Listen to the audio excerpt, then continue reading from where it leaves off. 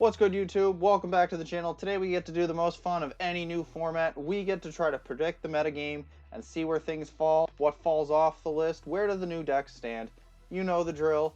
Obsidian Flames drops this coming Friday, and I wanted to give my 2 cents, because that's all this is, ahead of all the new cards. Based on previous experience, some early testing, and just what we were looking at off the Paldea Evolved format. I like to think I was pretty close with that one. Try to test our luck and see how things go. If you don't like my opinion, because that's what this is, check the description. I've put the tier list in the description below. Send it over to me on Twitter. Let me know your thoughts. We're not right all the time, but it's always fun to speculate.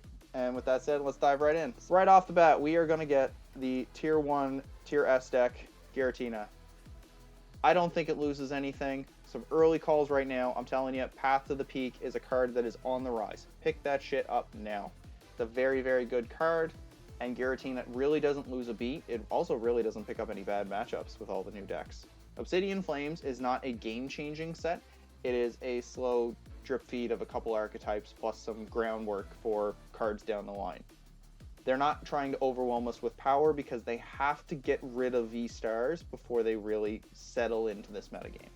So I don't think Giratina loses a step. I also don't think Dragonite Lost Box loses a step. I hate this deck so goddamn much. It is so good. It has so many answers. It's so fast. It is turbo for a reason. You could play me against any deck, and this is the only one where I have to take that deep breath. Damn it. And I'm pretty comfortable with my skill as a player, but that deck, oh, that deck just makes me cringe every single time. Enough of that. So those are our top two decks, the only ones riding in the S tier. They really outdid it with the Lost Engine. The Colress, the Comfey, the Cramorant, and the broken Sableye that needs to be errata, banned, or rotated. Let's nail out the rest of our Lost Box ones, get it out of the way. Radiant Zard. I don't think it gets worse. I think it definitely picks up some new tools. Radiant Zard is just one of those lower maintenance Lost Boxes, so I definitely think it can hang around. Lost Box Kyogre. I've seen a lot of people pick this deck up and just misplay it. So based on its high skill ceiling, it's a good deck. But based on how many people are going to pick it up and play it poorly, I'm putting it at 1.5. Kyogre, they have to be sequencing perfectly through the game, and if they miss a beat, it's over. So 1.5 is confident for that one. Goodra is prime example of a tier 2 Lost Box deck. It's good, it's not great. It does still struggle with decks that can work through it. Escape Rope Boss is still a very prevalent combination. You can still win with it, but it's not the best.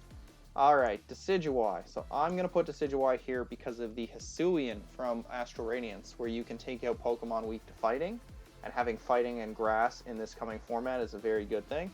I do, however, think Hunting Arrow on Decidueye EX does not hit hard enough. If there's ways to properly mitigate around that, I'd probably bump this up, but for now, Stage 2 deck with the Lost Engine. Stage 2 at worst. Alright, do we see any more Lost Boxes out there? Okay, so let's show you what a few bad decks are. Revavroom, new deck.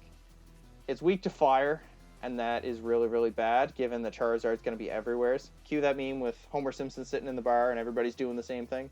Everybody's going to be playing Charizard, everybody's going to be playing fire attackers, and Path to the Peak's going to be really, really good, so I don't think this deck has a place in the metagame. I'm sorry. Zorobox, I'm off that wagon. It always feels like it's a piece or two away. And all the new EXs it wants to take advantage of can't really use reversal energy, so we're kind of at a crossroads there where it's like, is it ever going to be good? I don't know. It still made its way onto the list because I'm a believer. If it didn't make its way onto the list, I'm over it. Sorry, Shadow Rider, not quite there. We'll have to really see some great things before we look back at that one. Palafin, not really a fan. Maybe a 2-2 in Palkia or something. There's a new tool in 151 that lets Pokemon move for free. Maybe throw that in Baxcalibur, so Baxcalibur Palafin, but then why play Palafin over Chien-Pao? Not really sure. Control, I'm putting it here because majority of Control players, there are a few great ones, don't really know what they're doing, and people pick up Control and misplay, and there's so many ways to punish Control at the moment that I think it's tier 3, aside from those top players. Like, Control is just something that, unless they've got you locked up and they know what they're doing, it's very easy to play your way out of that one. Sui and Samurott. Again, we needed some decks to show you what a tier 3 deck is. It functions, it hits for mid damage, it has the Moltres, it has dark typing, so it's taking advantage of 2 of the archetypes, but it's just not quite. Like, I wouldn't put it up in tier 2 because I'm sure most of its matchups are bad outside of the Gardevoir and the Mew. So you're really trying to take advantage of some things, and it doesn't Yoga Loop better than other decks in the format either. And now it has to watch out for grass targets coming in to deal with all the Charizard. So Samurott, yeah, it might not make it onto the 151 list is what I'm trying to say. Toedscroll. This is a fun one, but it is definitely not good. Gave me hope for Sableye, but all of the grass support is in this awkward spot where it's great, but then when you start trying to pair all the grass support together, it just doesn't want to work. So they have the Grottle, they have the Gardenia, they have the Sharam, they have the Toedscroll. We have a ton of different support and format, but it just doesn't want to all piece together.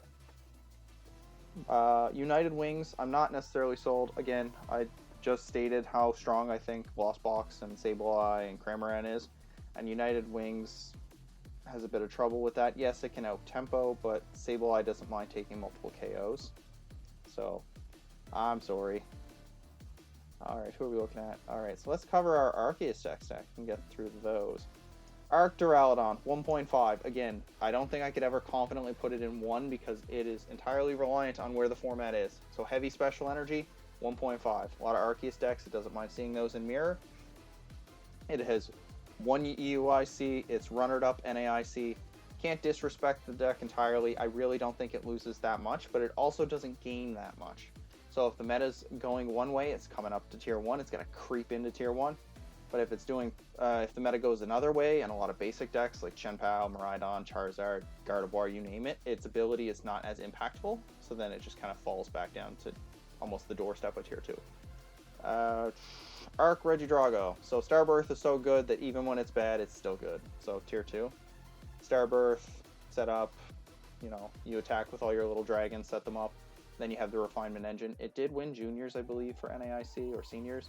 So it's proven, but it's just with Path on the upswing too. I'm not a fan. Starbirth's got to really do some heavy lifting. All right. Arctina. So that is one of the ones I picked for Worlds this coming weekend. So I'm a strong believer in Arctina. It's a very simple deck to pick up and play. You're just wanting to Trinity Charge, Trinity Nova, attack, Path, Judge, Iono, that kind of thing. Tech in your Flying Peaks, your Umbreons. Starbirth is going to carry you, and we already have a proven combination there. So it could be Giratina, or it could be Flying Pika Counterbox. Arc, Flying Pika, Barrel, Path to the Peak. We've already proven that's a World Championship level deck. It was proven last year. I don't think it's going anywhere. I really do like it for Worlds. It's one of those decks that just feels really, really good when I can't crack the 60. And so whether it's played with Umbreon, whether it's played with Lucario, whether it's played with Duraludon, just Flying Pika feels really good right now, just where the game is at. And I feel like going into Obsidian Flames is no different. Who do we've got here? Okay, this is a high one, so tier 2. So I was initially discrediting this one, and then I stopped and looked, and I'm like, wait a minute. So we've got Starbirth, we've got Trinity Nova, so we've got Draw, we've got Energy Acceleration. There's a new Charizard coming, so we can use that rare candy off that, and we can accelerate 3 energy for a big Rayquaza KO. If they knock out the Rayquaza, all of a sudden we can pivot into our bulky 2 prizers. And Charizard gets stronger as the game goes on. So weirdly enough, I talked myself into this deck. I have to revisit this one. I want to cover something on this one, so keep an eye out. Arc, Charizard, Rayquaza, drop the Armarouge, not needed. There's too many shenanigans. I definitely think Charizard EX. It was the missing piece for this type of deck, and I'm excited to start experimenting with it. Alright, did we cover all of those? Yes. Alright, next up, Lugia. So, Lugia, 1.5, Lugia is just very powerful. Summoning Star, Primal Turbo, just very, very good. But, again, if Duraludon is seeing play or large decks it can't, beat up on, then it's bad, it's tier 2. When Mew EX comes out in 151, I really think it might catapult its way up to tier 1, but not right now. Single Strike Urshifu. So this is one of the strong picks. If you can get past the coin flips, I think the power is there. Reagan's been playing it for most of the year. I'm a big fan of the Wall Breaker, the G-Max 1 blow. Urshifu's not going anywhere. Tyranitar is great cut typing and a hard hitter. And again, Summoning Star, broken ability, card will be in format until it rotates. Mewtwo, or Mew, no, got too much Mewtwo on the brain. DTE. I'm a believer that Path is on the rise, and Spiritomb is an easy card to tech in. It's a good deck, but it's not broken. Tier 1, Mew. Definitely like it there. So I like Mew as one of those top picks. It's also on my list for Worlds. I'm not going to get a chance to give my guesses for Worlds. But Fusion Mew has the power to pop Melodious, Echo, Iono, Roxanne, Judge, Path. It doesn't mind playing any which way. And Genesec's Fusion Strike system is one of the best draw cards we will ever see. Alright, two skeptical ones, but I do think have a lot of good matchups. Tinglu, Glimora. So they're kind of here for the same reason. They both kind of want to mess with your opponent's bench or board. So Tinglu messes with their abilities. Glimora messes with their bench. There's a new Soul Rock Lunatone that I think both of them can take advantage of. Again, that's why I'm trying to lump them here. With Path to the Peak, the two Soul Rock Lunatone, these things can still function under Path Lock, so locking your opponent to a 2 bench or locking them out of their abilities and still having Path to deal with the EXs that have abilities, I think that could be gross. So Tinglu might actually get better if your opponent doesn't expect you to play that. They'll have to knock out your Lunatone in order to get rid of that or bump your Path as well. So I do think these two decks could see a lot of play for people not suspecting them. Strong tier 2 contender, Gengar. It has single strike energy, it has Path to the Peak, it has Iono, Judge, Roxanne. Definitely needs a little bit of healing, but it hits dark type, so it hits those psychics. It hits high numbers, 330. It's very simple. It's still a heavy format, but it has very strong flaws to it. It's a 3-prizer, so it's not hard to work through, and then it has a very bad weakness in fighting, so it's pretty easy to work around. There's Zapdos B, there's again, Glimora, Tinglu, Rapid Striker, Shifu Single Striker, Shifu Stonejourner, Suian Decidueye. Again, I could go on, and then whatever Arc Flying Pika wants to tech in. So it's good, but it needs to carve out a particular part of the meta in order to be good. Miraidon Flaffy. Turn 1 Electric Generator out of nowheres on a Raikou is nice, but it's very volatile and low damage output. You have to really combo off appropriately to get the Raichu, and there's turns where you want a Barrel and a boss, or you want Disruption and a boss, and you can't have both. So I always found myself going, I want one, but I need the other, and then having to make that tough choice usually ends up costing me the game. So tier 2, it's just kind of stuck there. If we ever get an instance where we can do both, I like it to swing upwards. Reggie's strong deck, inconsistent, so tier 2. Chien Pao. I'm not sure how impactful Pidgeot will be, so I'm kind of on the believer category. Baxcalibur is good. Tremendous Frost, or whatever the ability is to search energy, is very good. The new letter, again, I haven't tested it yet. There's a few tools in the deck that have me on the fence with it, where I think it can be very good. It can also really just one-hit KO everything above it. So it doesn't mind the Arceus, it doesn't mind the Mews, it doesn't mind. And whether you're playing it with Barrel, Chien-Pao, Palkia, Arceus, I feel like there's plenty of variance, so eventually somebody's going to crack this deck, and it feels very good for that reason. Meowscarada. So it's in a rough place at the moment. I haven't figured out a 60 for it, so I can't confidently put it in tier 2 because, no, Pidgeot I think is going to help it. So we'll put it at the bottom of tier 2. So it's knocking on that door tier 3 right now. But I feel like we're going to see some cards for November that it can really take advantage of. That's the bold claim. So bottom of tier 2 right now, but really bottom of tier 2. Palkia. So Palkia is somewhere in the middle here. It is the Palkia, Chien-Pao, Barrel. There's no Baxcalibur. We're really just trying to take advantage of Subspace Swell, crack that amazing Star Portal when we need it, and call it a day. It felt like a mid deck. When I picked it up to play in an event and just kind of roll with it, it can win. It certainly can win. I didn't feel like I was ever in trouble, but I also felt limited in that my damage caps were quite there, or I only had one big KO compared to, say, the Chien-Pao Baxcalibur. So I didn't like that of the deck. But again, we've been spoiled with the Inteleon Palkia from last year, so it's going to be really hard to top that. Vespiquen. Gonna put you right there. I have something I'm cooking up. I do think it's interesting.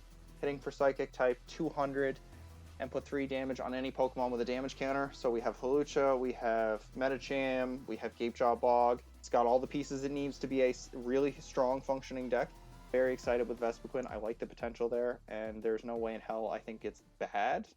It definitely will. It has more tools at its disposal than these things. So it's in my believers category. So if there was a in between and it's a believer, we're putting Vespiquen, Meowscarada in those categories. Okay. Inteleon 1.5. It's meta called. So when I'm looking at the top, the decks above it, and that's where I'm making this call, is yes, it wants to see the Arceus decks. No, it does not want to see the Mews or the Lugias. Giratinas are so-so because they have the Comfeys. Dragonite is just very, very fast. With Path to the Peak on the rise, I think this one is going to be... Know when to pick and choose your moments. Just like Cyrus picked their moment, this deck has the potential. It doesn't lose any matchups. There's nothing really coming out to just kind of destroy it, but it also doesn't take any steps upward, so it stays where I had it for Paldea Evolved at the 1.5. Tyranitar, somewhere's in tier 2. I don't really care where you put it. We're going to put it at the bottom there. I'm not 100% sold on it. I think yellow Oinkologne is where I'm viewing it. It does have that second attack that lets you hit hard, but that condition's not always fulfilled.